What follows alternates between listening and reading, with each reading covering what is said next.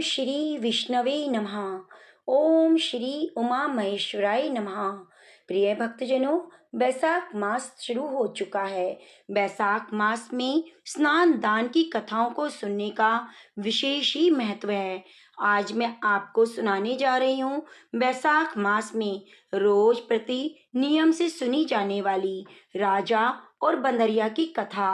आप इस कथा को पूरा अवश्य सुनिए और कथा सुनने से पहले वीडियो को लाइक करके कमेंट बॉक्स में जय श्री कृष्णा राधे राधे जरूर लिखिए।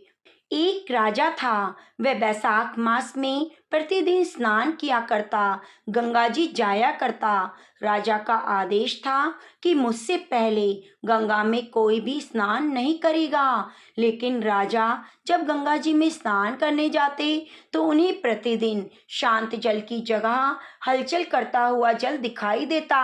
तो राजा को संदेह हो गया कि अवश्य कोई तो है जो मुझसे पहले गंगा जी में स्नान करता है। तो राजा ने नदी के तट पर पहरेदार लगा दिए और कहा, जो कोई मुझसे पहले स्नान करता है उसे पकड़कर मेरे पास ले आना। अगर वो औरत है तो मैं उससे निश्चय ही विवाह करूंगा। राजा के कहे अनुसार पहरेदार वह पहरा देने लगे। गंगा जी के किनारे एक वृक्ष था, उस पर एक बंदरिया रहती थी। वे प्रतिदिन राजा जी के स्नान करने से पहले स्नान करके आती। बंदरिया कहती, राजा जी से पहले बैसाख नहाया और कहकर वापस पेड़ पर चढ़ जाती। ऐसा करते करते बैसाख का महीना पूरा बीत गया, परंतु पहरेदारों को कोई भी सुराग नहीं मिला। किंतु बैसाख की पूर्णिमा के दिन राजा के सिपाही जब पहरा दे रहे थे तो उन्हें तालाब में डुबकी की आवाज सुनाई दी। पहरेदार दौड़कर तालाब के पास आए तो देखा एक बंदरिया नहा रही है और बोल रही है, बंदरिया बैसाख नहाए राजा जी से पहले सवा पहर के तड़के नहाई। ऐसा कहकर जब वह पेड़ पर चढ़ने लगी तो राजा के सिपाहियों ने उसे पकड़ लिया और राजा के पास ले गए। तो राजा का तो यह वचन था कि अगर कोई भी स्त्री उससे पहले स्नान करेगी तो वह उससे विवाह अवश्य करेगा। अपने वचन के अनुसार उस बंदरिया से राजा को विवाह करना पड़ा। कुछ दिन बीतने के बाद वैशाख स्नान के पुण्य से बंदरिया का गर्भ ठहर गया। 9 महीने पूरे होने पर बंदरिया ने राजा से पूछा, बच्चे के जन्म पर मुझे क्या करना चाहिए, मैं क्या करूंगी, आप मुझे बताओ। तब राजा ने कहा, मैं आपके कमरे में घंटी लगवा देता हूँ, जब भी तुम्हें दर्द हो घंटी बजा देना, मैं पूरा इंतजाम कर दूंगा। तो राजा के ऐसा ही किया। बंदरिया के महल में घंटी लगवा दी। तो राजा के तो पहले से अन्य रानियां थीं, उनके कोई संतान नहीं थी। जब पता चला बंदरिया गर्भवती है तो वे ये जानकर उस बंदरिया रानी से ईर्ष्या करने लगी और भावी संतान को नष्ट करने के लिए तरह तरह की योजनाएं बनाने लगी। तो घंटी बंधी हुई देखकर एक रानी ने बंदरिया से इसका कारण पूछा। तो बंदरिया ने सारी बात उनको बता दी। यह घंटी राजा ने क्यों बनवाई है। तो रानी ने यह सुनते ही अपने मन से एक साजिश रची और बंदरिया से कहा, तुम एक बार घंटी बजाकर तो देखो, राजा जी आते हैं या नहीं। उस टाइम अगर राजा जी नहीं आए तो तुम क्या करोगी। तो बंदरिया ने रानियों के कहे अनुसार घंटी बजा दी। राजा दौड़ता हुआ महल में आया और घंटी बजाने का कारण पूछा। तो बंदरिया ने कहा, मैंने तो रानियों के कहने के अनुसार ही घंटी बजाई थी। लेकिन रानी ने बाहर आने पर कहा, राजा आप किस पर विश्वास कर रहे हैं, यह तो एक जानवर है, न जाने कितनी बार घंटी बजाएगा। आप सारा काम छोड़कर कितनी बार आएंगे। हम कितनी रानियां हैं, इस बंदरिया को अच्छी तरह से संभाल लेंगे, आपको चिंता करने की जरूरत नहीं। ऐसा करें कि ये घंटी यहाँ से हटवा दें। ऐसा कहकर उन्होंने वह घंटा वहां से हटवा दिया। कुछ दिनों बाद जब बंदरिया के बच्चे के जन्म का समय आया तो उसने दूसरी रानियों से पूछा, मैं क्या करूं? तो रानियों ने कहा, तुम आंखों पर पट्टी बांधकर सो जाओ। तो बालक के जन्म लेते ही उसके रोने से पहले रानियों ने उसे एक टोकरी में रखकर दासी को दे दिया और कहा, नदी में प्रवाहित कर आओ।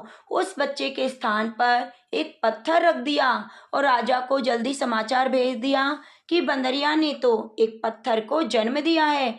जब राजा ने सुना तो वह बहुत दुखी हुआ और फिर सोचा, दूसरी रानियों के बच्चे नहीं होते, यह तो एक बंदरिया है, उसके क्या संतान होगी। और जब दासी उस सुंदर बच्चे को लेकर जा रही थी तो उसका बिल्कुल मन नहीं हुआ कि उसे नदी में प्रवाहित करे। मैं बच्चे को लेकर इधर उधर घूमने लगी। उसे एक गड्ढा दिखाई दिया जो कुम्हार कुम्हारिन मिट्टी खोदने आते थे।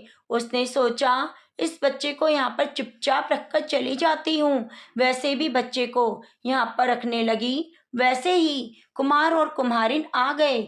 उन्होंने पूछा, यह बच्चा किसका है और यह क्यों रख रही हो? तो दासी ने सारी बात कुम्हार कुम्हारिन को बता दी और कहा, आप किसी से इसको ना बताएं, वरना मुझे रानियां जान से मार देंगी। तो सारी बातें जानकर कुम्हार कुम्हारिन ने कहा, ठीक है। क्योंकि कुम्हार निसंतान था, उसने बच्चे को ईश्वर का भेजा हुआ उपहार समझकर अपने घर रख लिया। दोनों बड़े ही प्यार से उसका पालन पोषण करने लगे। लेकिन उन्होंने बालक को बता दिया कि तुम बंदरिया के पुत्र हो जिसे रानियां मारना चाहती थी। ऐसा कहकर उसे सारी जानकारी से अवगत करा दिया। एक दिन वह बालक कुम्हार के बनाए हुए मिट्टी के हाथी घोड़े लेकर पनघट पर बैठ गया। वह दासियों को देखकर कहने लगा कि आप आओ मेरे मिट्टी के हाथी घोड़ों, पानी पी लो। आओ मेरे मिट्टी के हाथी घोड़ों, पानी पी लो। जब दासियों ने सुना तो वह जोर जोर से हंसने लगी और बोली, अरे मूर्ख, क्या मिट्टी के हाथी घोड़े भी कभी पानी पीते हैं? इस पर बच्चे ने कहा, जब बंदरिया पत्थर को जन्म दे सकती है तो मिट्टी के हाथी घोड़े भी पानी पी सकते हैं। तो वह दासियां जल्दी जल्दी महल में आईं और रानियों को सारी बात बता दी। उन्होंने कहा, हमें तो लगता है ये वही राजा का पुत्र है जो बंदरिया ने पैदा किया था। रानियां उसे मारने के लिए साजिश रचने लगीं और दूसरे दिन उन्होंने गूंद के लड्डू बनाकर दासी को दे दिया और कहा, बालक को यह दे देना। दासी के अनुसार वह लड्डू ले जाकर उस बालक को दे दिए। विष्णु भगवान की कृपा से लड्डू तो गूंद और बादाम के हो गए और बच्चे ने लड्डू खाए। बालक की मृत्यु नहीं हुई। तो फिर यह समाचार आकर उन्होंने रानी को बता दिया कि बालक का तो कुछ भी नहीं बिगड़ा। सारी रानियां राजा के पास गई। कुम्हार के बारे में उल्टी सीधी बातें बोलकर राजा के कान भर दिए और कहा, कुम्हार को देश से बाहर भेज दो। राजा ने कुम्हार को देश निकाला दे दिया। कुम्हार जंगल में रहने लगा। जंगल में रहते रहते एक वर्ष बीत गया। दूसरे साल जब चैत्र का महीना आया, गणगौर पूजा के लिए वे बानर पुत्र बगीचे के बाहर 108 करवे 108 गोलियां लेकर बैठ गया। घड़े में जल भर लिया और साहूकार की बेटियां गन्नौर बनाने के लिए मिट्टी लेने आई। बगीचे से आई तो बगीचे में खेलने और झूलने लगी। ऐसा करते करते काफी समय बीत गया। बहुत जोर जोर से प्यास लगने लगी उन्हें। उन्होंने बंदरिया के बेटे से कहा, हमें पानी पिला दो। तो लड़के ने कहा, पानी तो मेरे पास है, पर मेरी एक शर्त है। एक गोली है, उसे खा लो, 7 बार मेरी परिक्रमा कर लो, फिर मैं तुम्हें पानी पिला दूंगा। पहले तो लड़कियों ने मना कर दिया, लेकिन तेज प्यास लगने के कारण वे मान गई। इस पर यह गोली खाई और युवक के चारों ओर 7 फेरे लगा लिए। एक के बाद एक करती चली गई और पानी को पीती हुई गई। इस तरह से मजबूरी बस वे सभी गर्भवती हो गई। कुछ दिनों बाद जब उनके माता पिता को पता चला तो उन्होंने सारी बातें बता दी। सभी साहूकार मिलकर कुम्हार के पास गए और सारा किस्सा कह सुनाया और कहा, तुम्हारे बेटे ने हमारी बेटियों से शादी की है, अब तुम इन्हें अपने पास रखना। कुम्हार ने कहा, मैं तो गरीब हूँ, इन्हें नहीं रख सकता। तो सभी साहूकारों ने कहा, हम खूब सारा धन देंगे, हमारी लड़कियों को तुम्हारे घर की बहू बनाना होगा। इस तरह साहूकारों ने खूब सारा दान दहेज देकर बेटियों को कुम्हार के घर विदा किया। तो कुम्हार के घर तो 108 बहुएं हो गईं। कुछ महीनों बाद 108 पोते हो गए। इस पर खुशी से कुम्हार ने एक बड़े उत्सव का आयोजन किया, पूरे नगर को आमंत्रित किया, साथ में राजा को भी बुलवाया। राजा के यहाँ से बांदरी रानी को छोड़कर सभी लोग आए।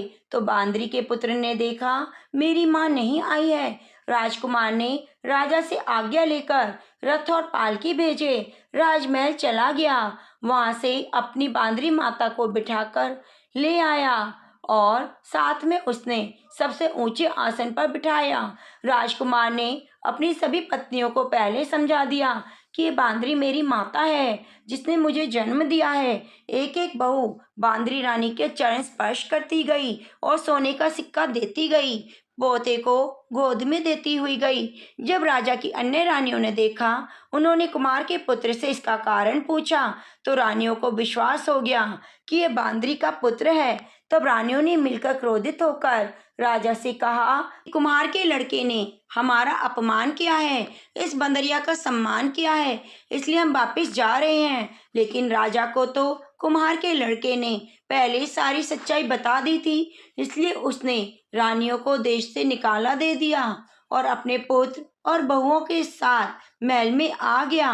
राजकुमार बड़े उत्सव के साथ अपना हर्षोल्लास मनाने लगा और राजा ने अपने पुत्र का राज्य अभिषेक किया। राजकुमार ने कुम्हार से महल में रहने का अनुरोध किया, लेकिन वह नहीं माना। तो राजा ने खूब सारा धन देकर उसे विदा किया। इस तरह वैशाख स्नान के पुण्य से बंदरिया ने इतना कुछ पाया। वैशाख स्नान का बहुत अधिक महत्व है। हम सभी को वैशाख स्नान जरूर करना चाहिए। हे विष्णु भगवान, आपने जैसे राजा और बंदरिया को दिया, वैसे सबको कहना।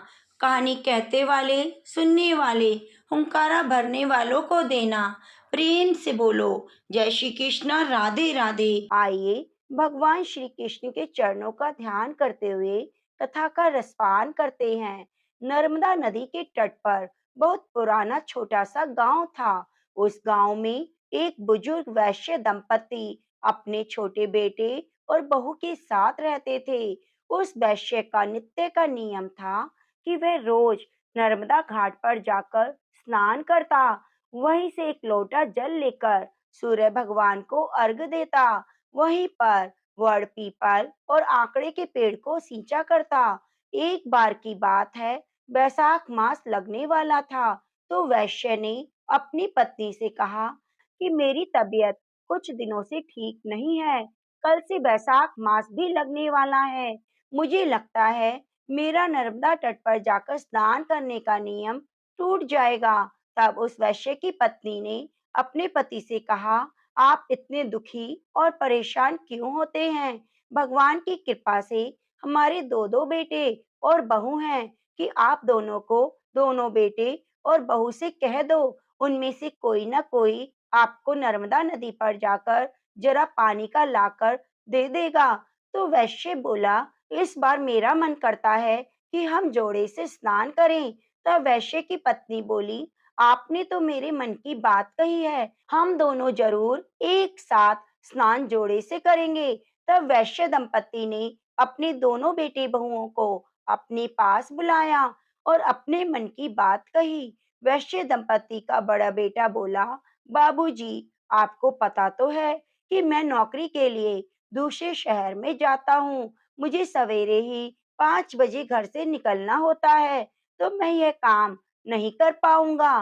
तब बड़ी बहू बोली, माँ बाबूजी, मुझे भी सुबह सुबह इनका टिफिन तैयार करना होता है, तो मैं भी नर्मदा नदी से आपको पानी का जरा लाकर नहीं दे पाऊंगी, क्योंकि एक दो दिन की बात होती तो मैं निभा लेती, लेकिन पूरे बैसाख में मैं यह नियम नहीं निभा पाऊंगी। तब वैश्य दंपति के छोटे बेटे और बहू बोले, माँ बाबूजी, आप चिंता मत कीजिए, हम दोनों ही आपको एक पानी का नर्मदा नदी के तट से जरा लाकर दे देंगे। आप दोनों जरूर वैशाख का स्नान करो। ऐसा कहकर दोनों बेटे बहू अपने अपने कमरों में चले गए।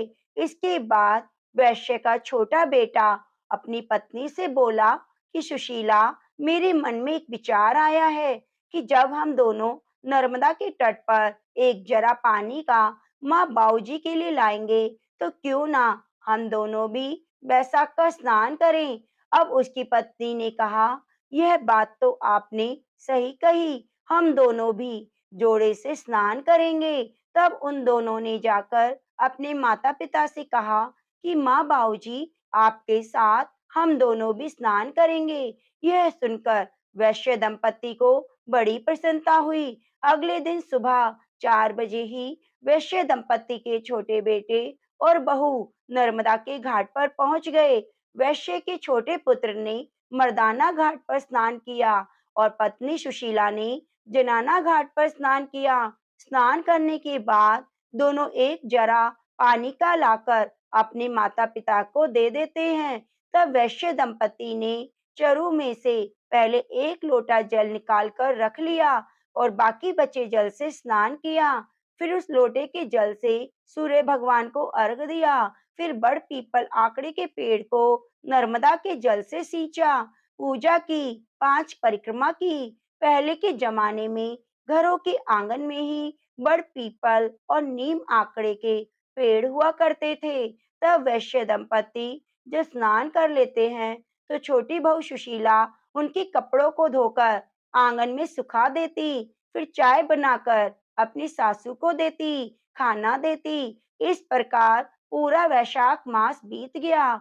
जब बैसाख की पूर्णिमा का दिन आया, तो वैश्य दंपति ने अपने छोटे बहू बेटे से कहा कि तुम दोनों ने भी हमारे साथ वैशाख स्नान किया है, तो संपूर्ण फल पाने के लिए हमें एक जोड़ा ब्राह्मण दंपति को भोजन कराना चाहिए। तब उन्होंने बहू से कहा कि बहू, तुम कल स्वादिष्ट खीर, मालपुए, कचौड़ी आदि बनाना। 2 जोड़ा ब्राह्मण दंपति को गांव से बुलाकर ले आना, हम उन्हें भोजन कराएंगे, कपड़े और दक्षिणा आदि देंगे।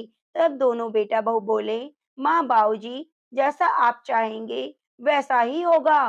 तब दूसरे दिन छोटी बहू ने सुबह जल्दी उठकर खीर, मालपुए, कचौड़ी बनाए और गांव में ब्राह्मण दंपति को बुलाने चली गई। आधे रास्ते में पहुंची थी कि उसे 2 ब्राह्मण और ब्राह्मणी आते दिखाई दिए। बहू ने सोचा, शायद ये तीर्थ यात्री हैं, गांव के तो नहीं लग रहे, क्यों ना मैं इन्हीं को भोजन के लिए घर ले जाऊं। तब छोटी बहू ने उनको प्रणाम किया और बोली, पंडित जी, आज बैशाखी पूर्णिमा है, मेरे सास ससुर और हमने दोनों ने जोड़े से भोजन आपको कराना चाहते हैं, कृपया आप मेरे साथ मेरे घर भोजन करने चलें। तब पंडित पंडिताइन बोले, पुत्री, हम तो तीर्थ यात्री हैं, हमें भोजन मिल जाए, इससे बड़ी बात क्या हो सकती है। तब वैश्य की छोटी बहू उनको घर ले आई, उसके लिए आंगन लगाया, चौकी लगाई, पानी का लोटा भरकर रखा, भोजन का थाल परोसा, सभी ने भरपेट भोजन खाया। फिर वैश्य दंपति ने उन्हें कपड़े और दक्षिणा दी। तब ये दोनों ब्राह्मण ब्राह्मणी ने उनको बहुत सारा आशीर्वाद दिया। तभी वैश्य दंपति अपने छोटे बहू और बेटे से बोले कि इनके चरण धोने के लिए जल का लोटा लेकर आओ। तब बेटा बहू जल की झारी लेने के लिए अंदर चले गए।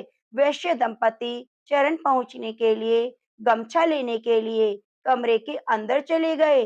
पीछे से ब्राह्मण दंपति, जो भगवान राम, माता सीता, विष्णु जी और माता लक्ष्मी थे, वे ब्राह्मण और ब्राह्मणी का वेश धरकर वैश्य दंपति और उसके छोटे बहू के वैशाख स्नान बड़ पीपल आंकड़े के पेड़ को सींचने का पुण्य फल देने आए थे।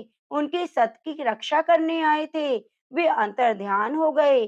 जैसे ही वैश्य दंपति और उनके बेटे बहू चौके में आए, तो उन्हें कोई दिखाई नहीं दिया, लेकिन उन्हें यह देखकर आश्चर्य हुआ कि उनकी रसोई में अन्न धन की ढेरियां पड़ी हुई हैं। जैसे ही वैश्य दंपति ने चौकी हटाई, आश्चर्य हुआ, जहां भगवान राम और माता सीता बैठे हुए थे, वहाँ भगवान राम के चरण और धनुष के चिन्ह अंकित थे।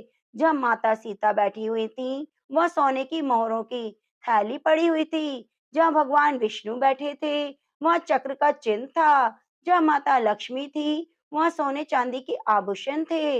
यह खबर पूरे गांव में आग की तरह फैल गई कि वैश्य दंपति के घर भगवान राम, माता सीता, विष्णु भगवान और माता लक्ष्मी प्रकट हुए हैं। तो वैश्य दंपति के घर लोगों के दर्शन का तांता लग गया।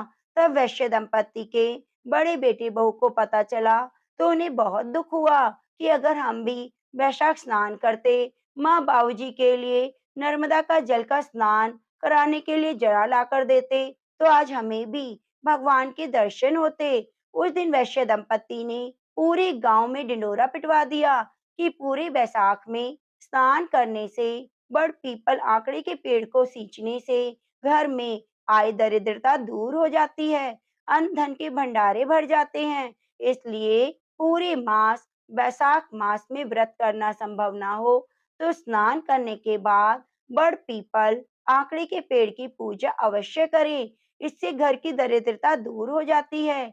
बड़ पीपल देवता है, वैशाख देवता। जैसा सुख आपने वैश्य दंपति और उनके छोटे बेटे बहू को दिया, वैसे सबको देना। कहानी कहने वाले, सुनने वाले, हुंकारा भरने वाले को देना। अपनी कृपा सभी पर बनाए रखना। प्रिय भक्तजनों, प्रेम से बोलिए लक्ष्मी नारायण भगवान की जय हो, सियावरी रामचंद्र की जय हो।